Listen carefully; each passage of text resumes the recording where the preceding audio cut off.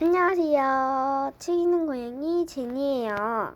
오늘은 해리포터 1권 Chapter 12 읽어보도록 할게요. 냥!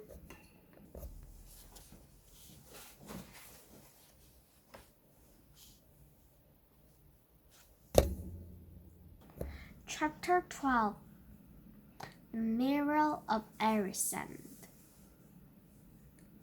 Christmas was coming.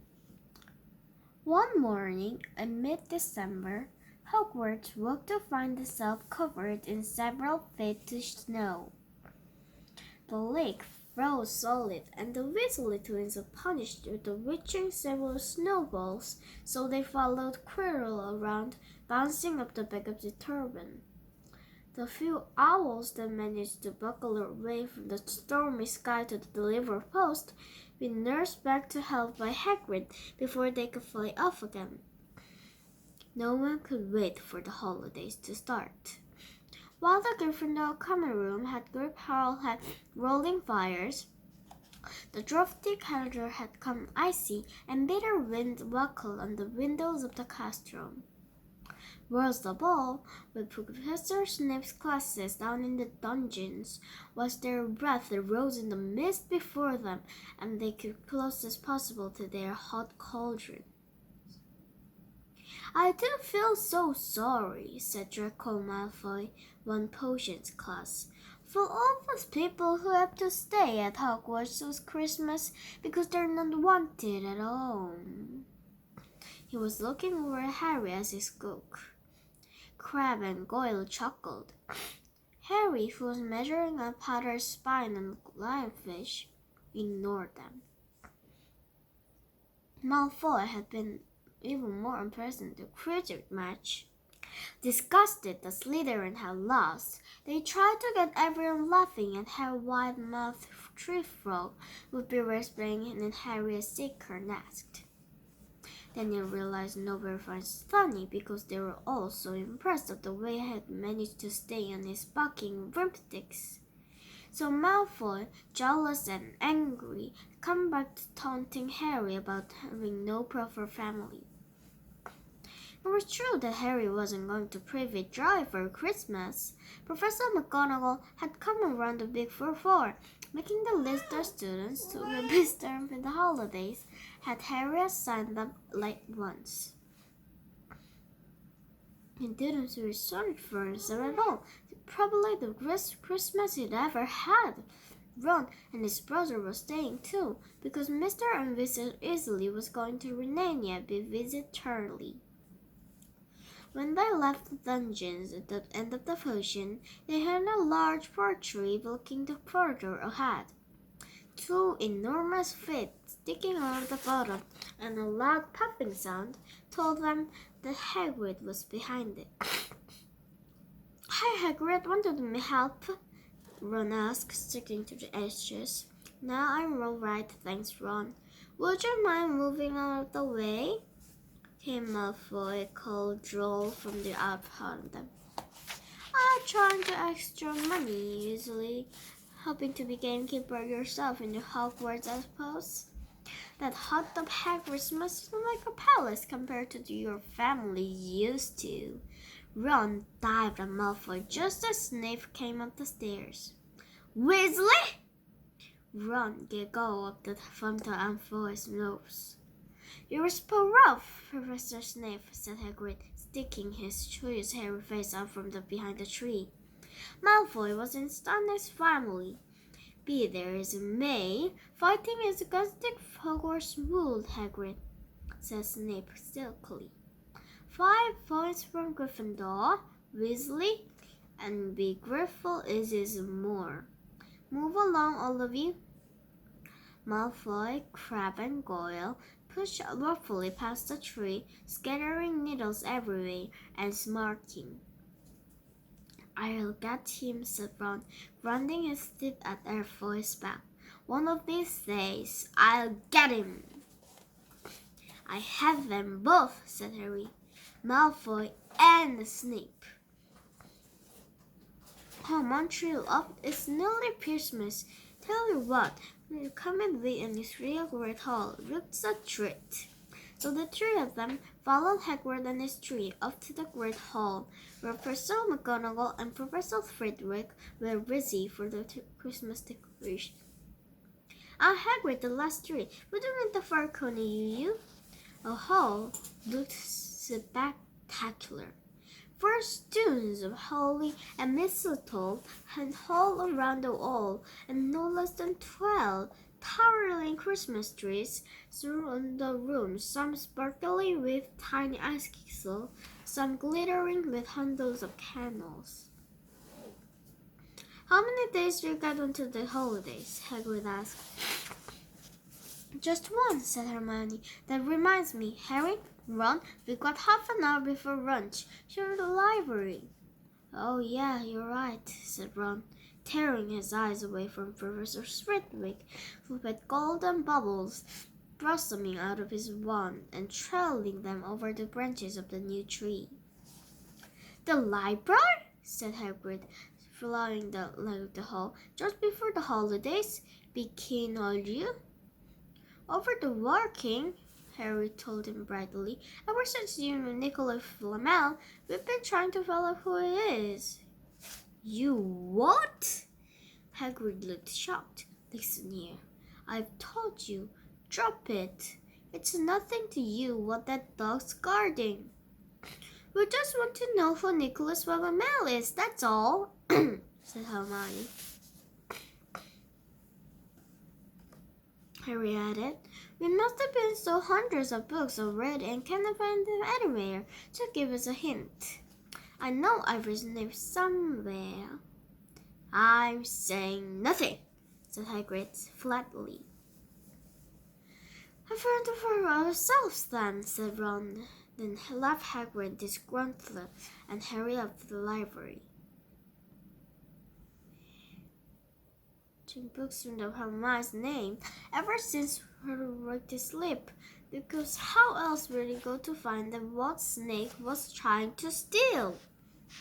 The trouble was, it was very hard and nowhere to be begun. And with not knowing how Flamel had gone into a book, he wasn't in Great Wizards of the 20th Century or Notable Magical Names of Our Times. So missing two of important modern magic discoveries and study of reason to develop wizardry. And then, of course, there was the sheer size of the library. Tens of thousands of books, thousands of shelves, hundreds of narrow rows. There's of books and titles she had decided to search, while Ron stood up and down the row of books and random. Harry wandered over the scripturing section. He had been wondering for a while if Flamel wasn't somewhere in there. Unfortunately, you needed a special signed note from one of the teachers to restricted books, and he knew he'd never get one. These were the books containing powerful dark magic never taught at Hogwarts and only read by older students studying advanced defensive dark arts. What are you looking for, boy? Nothing, said Harry. Madame Pince, the librarian, brandished feather duster. Then very good. Out then, go on, out! With a quicker some story, Harry left the library. He, Ron, and Hermione had already agreed that Brennan asked Madame Pince where they could find Flamel. They were sure she'd be able to tell them, but they couldn't risk Snape hearing what they were up to. Harry waited outside in the corridor to see if either two had found anything. But he wasn't very hopeful.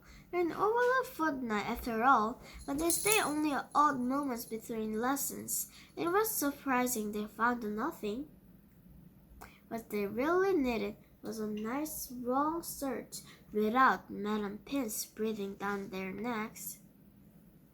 5 minutes later, Ronald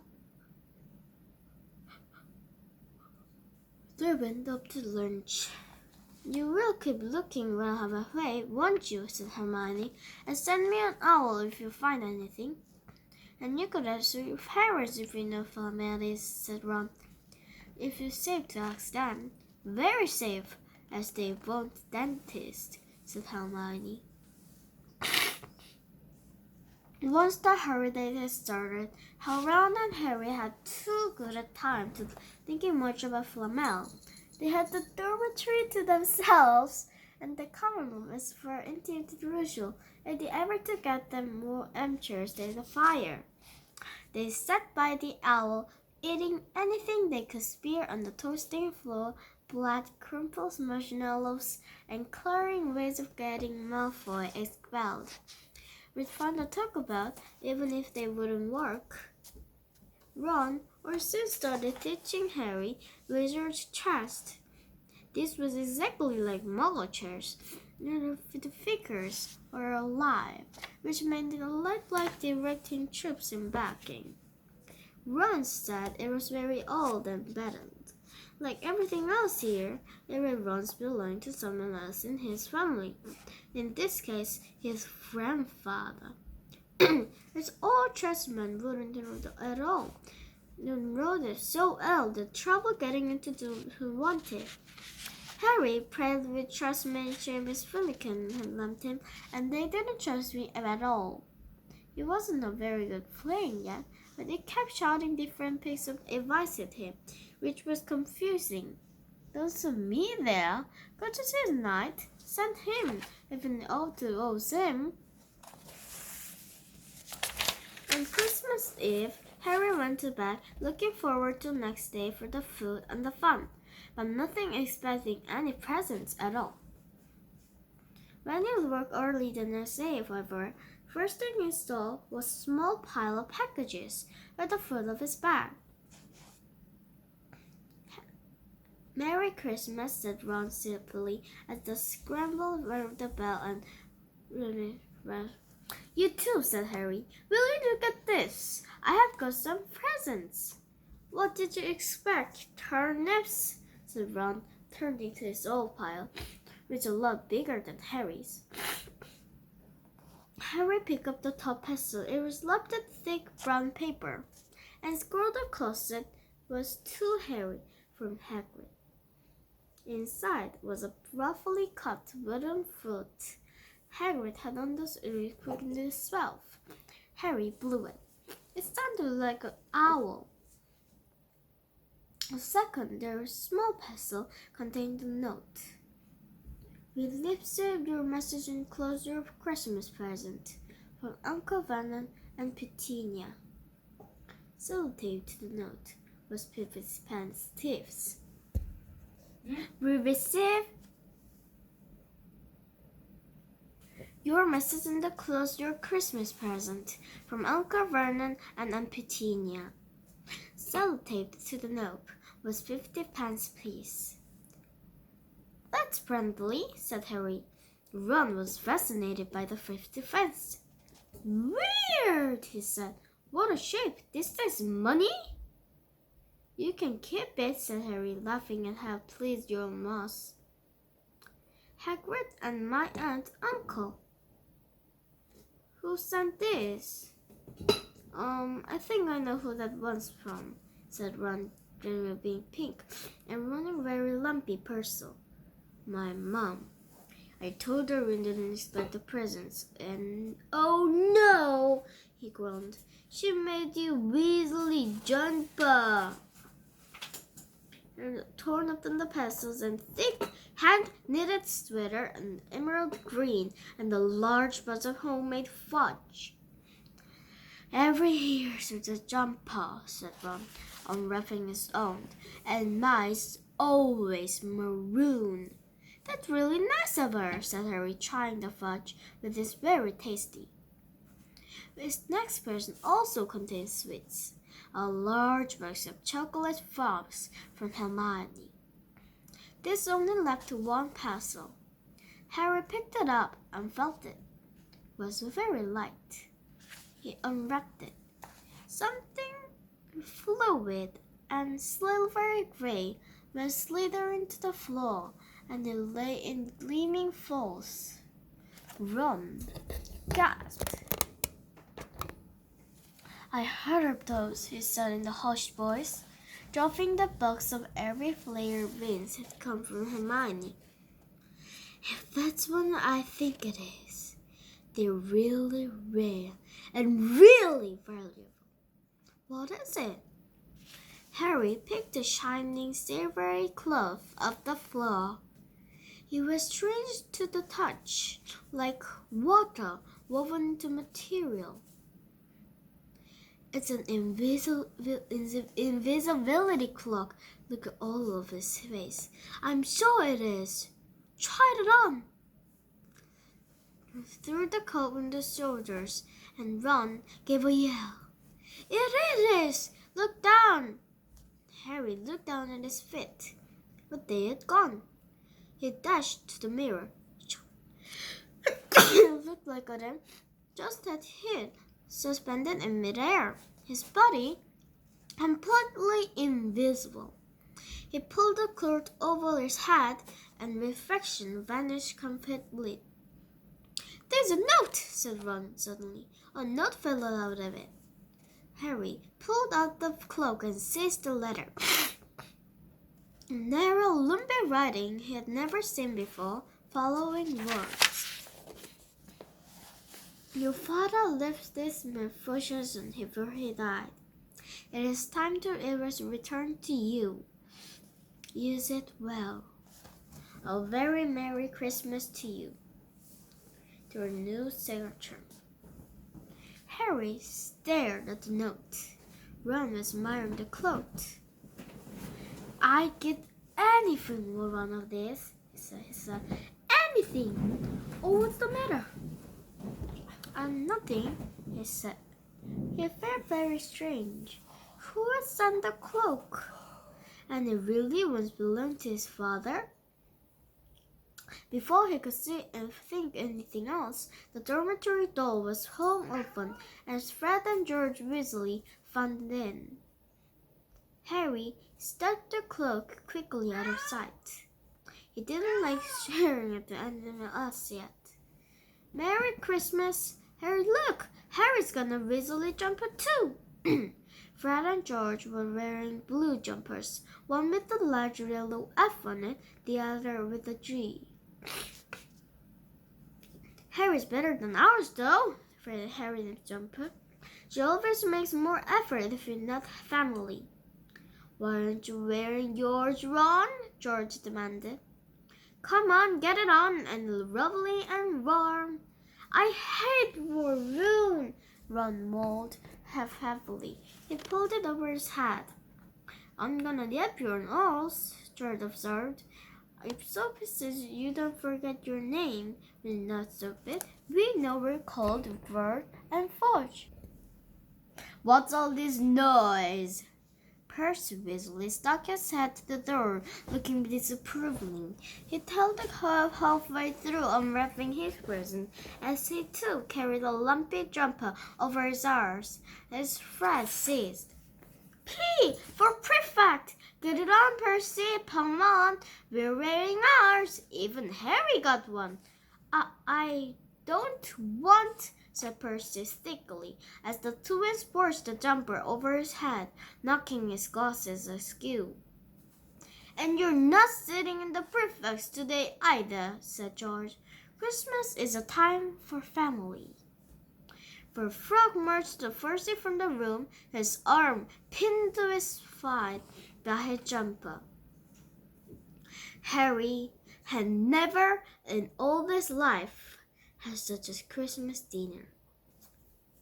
100-foot roast turkeys, mountains of roasted boiled potatoes, clatters of fat tripe ladders, twins of butter peas, silver bowls of thick, rich gravy and cranberry sauce, and stacks of wizard crackers every few feet along the table.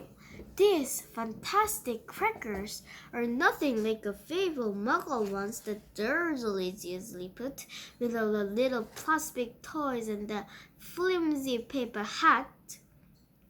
Harry pulled a wizard crack over his flag and didn't just bang, it went over the vase like a cannon, and it gloved the mole, and the cloud of blue smoke, or from the inside, exploded a rare emerald hat, and several live white up on the high table.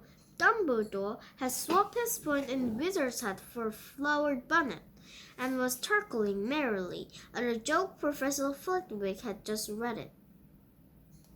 Flaming Christmas puddings followed the turkey.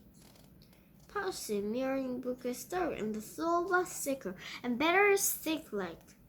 Harry once Hagrid had getting redder and redder in the face, as cold the raw wine, finally kissing Professor McGonagall in the cheek, who, to her easily, giggled and blushed, her top hat lopsided.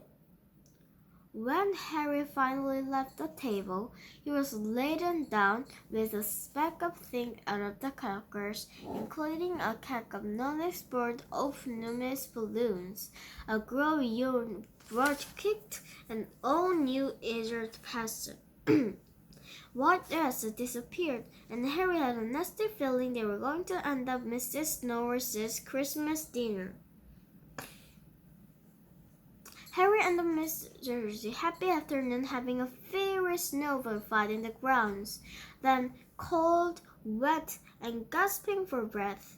Then they turned to the fire in the Gryffindor common room, where Harry broke in his new chest by sneezing spectacularly to Ron.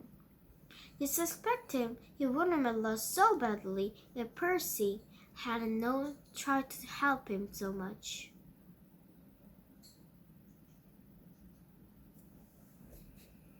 After a tea of turkey sandwich stuffed with chocolate Christmas cake, everyone felt too full and sleepy to go much before bed and sit and watch Percy chase Fred and George all over Gryffindor Tower because they had stolen on this Griffith badge.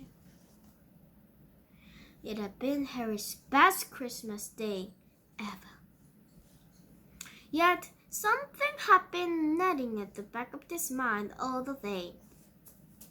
Not until they tried to bed was free to think about.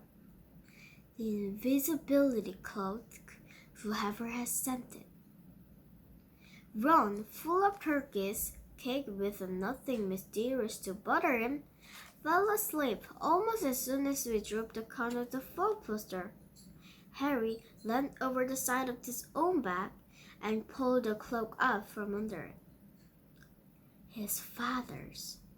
This had been his father's. He let the material flow over his hands, smoother and silk, light as air. Use it well, the note had said. He had to try it now. He slid out the bed and wrapped the cloak around his scalp. Looking down at his legs, he saw only moonlight and shadows. The Fanny Fairly, use it well. Suddenly, Harry felt wide awake. The whole of Hogwarts was open to him with his cloak.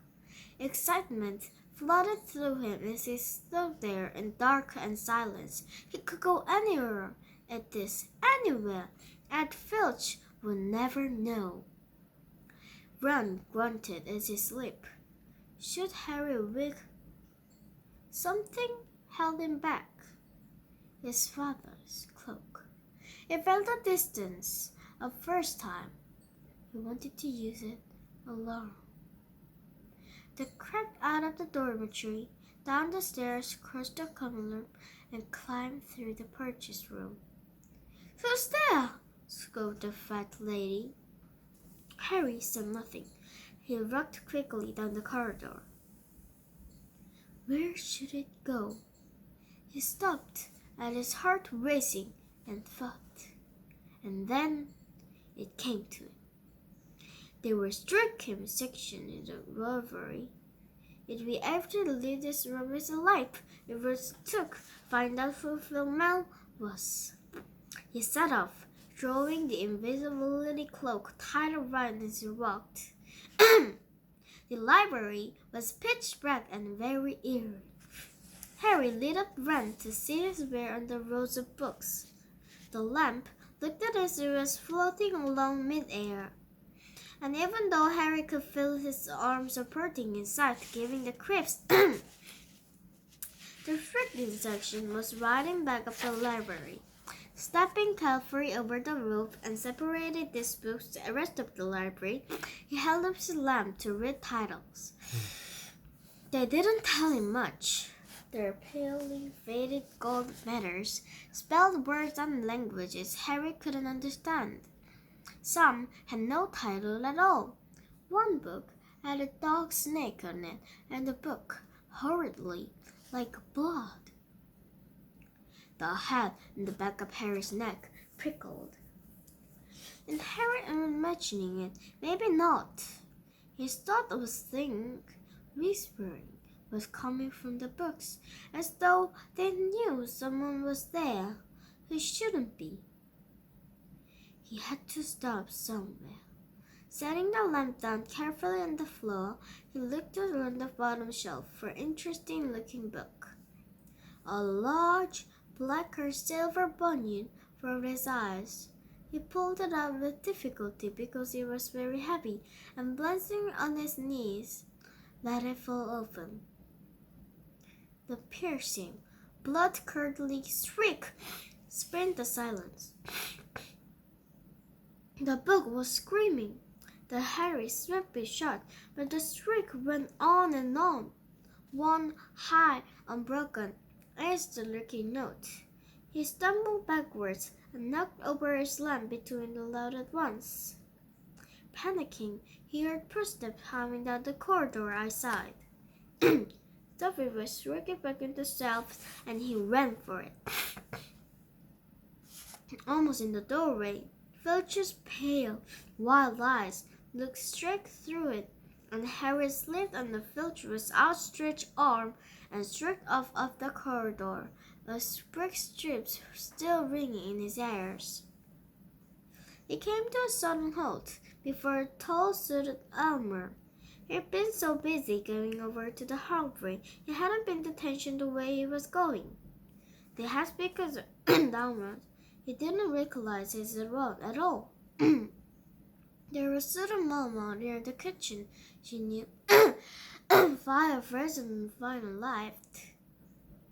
You are permitted to come directly to you, Professor, if anyone was under the light, and some brothers in the light. Restricted sections. Harry felt the blood drain out of his face. Wherever he was, Filch must know a shortcut, because his soft, greasy voice was getting nearer, and his horror. It was Snape who replied. The restricted sections? Well, they can be far.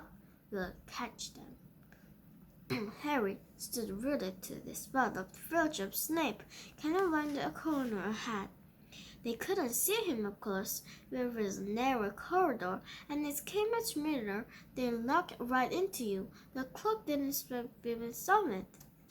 He had backed away as quickly as he could. A door stood ajar to his left. It was only hope. He squeezed through it, holding his breath, trying not to move it. In his relief, he managed to get inside the room without their noticing anything. They walked straight fast, and Harry leaned against the room, breathing deeply, listening to their footsteps dying away. That had been close, very close. A very seconds before he noticed anything about the room he had hidden in. It looked like a disused classroom.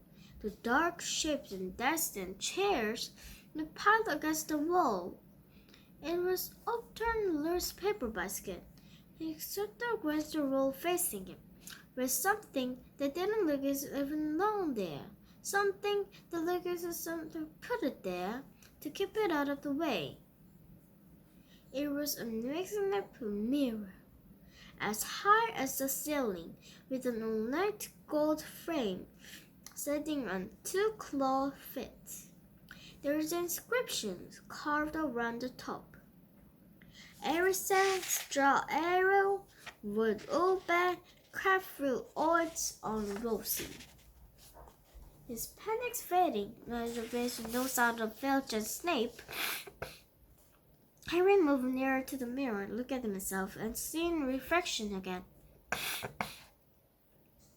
He stepped in front of it.